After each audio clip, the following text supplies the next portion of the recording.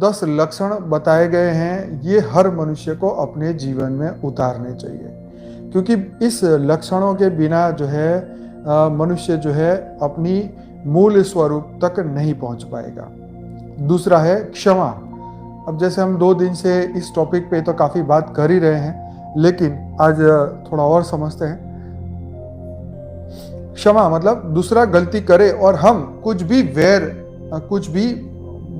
वैर अनुभव न करें, बदला न ले, इसे क्षमा कहते हैं। लेकिन यदि हमें यह गुण अपने में उत्पन्न करना है तो हमें इसे कारण को समझना होगा। हम में बदले की भावना तब उत्पन्न होती है जब दूसरे से धर्म की अपेक्षा रखते हैं परंतु वह अधर्म करता है। जैसे कोई व्यक्ति से हम अपेक्षा रखते हैं कि भाई निष्ठा पे चले, सत्य बोले, सत्य का पालन करे, लेकिन अगर वो सत्य का पालन नहीं करता और आप उसकी गलती पकड़ते हैं तो हम क्या करते हैं, तो वो अधर्म करता है। तो इसलिए यदि हम दूसरे से धर्म की अपेक्षा ही न रखें तो हमें न तो क्रोध आएगा, न हमें क्षमा करने में कष्ट होगा, है ना। तो हम उसके इस कारण को पकड़ लेते हैं कि भाई तूने गलती की, तू असत्य है, तू अधर्मी है, तो हमें क्या होता है, फिर हमें क्रोध आता है, फिर हम उसे क्षमा नहीं कर सकते।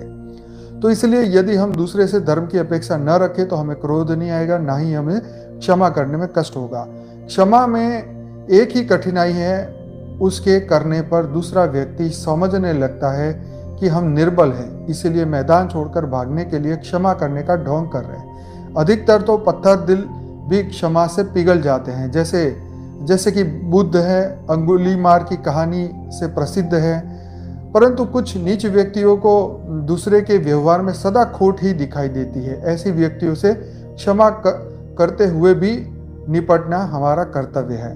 क्षमा करते समय हमें यह भी याद रखना चाहिए कि ऊपरी मन से क्षमा न करें, हमारे अंदर तक देश भाव का लेश भी नहीं होना चाहिए। मतलब ऊपर से क्षमा नहीं, अंदरूनी अंदर से भी उसे क्षमा करना चाहिए, ये कह रहे हैं। नहीं तो वह सच्ची क्षमा न होगी।